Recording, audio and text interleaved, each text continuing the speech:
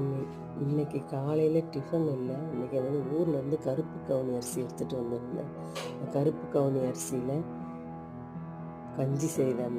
தேங்காய் பால் விட்டு தேங்காய், நாட்டு சர்க்கரை, பனை வெல்லம் போட்டு ஏலக்காயெல்லாம் போட்டு கருப்பு கவுனி அரிசி கஞ்சி சூடாக இருக்குது பாருங்கள். காலைல ஆப்பிள், வாழைப்பழம் இது 3 டிஃபனுக்கு வச்சிங்கன்னு சொல்லிட்டேன் அவருக்கு. ஆனாலும் அவருக்கு வந்து இட்லி தோசை தான் ரொம்ப லைக் பண்ணுவார். இருந்தாலும் இன்றைக்கி ஒரு நாளைக்கு கருப்பு கவுனி அரிசி சாப்பிடுங்க, கஞ்சி சாப்பிடுங்க அப்படின்னு சொல்லியிருக்கிறேன் பாருங்கள். சூடாக இருக்குது பாருங்கள்.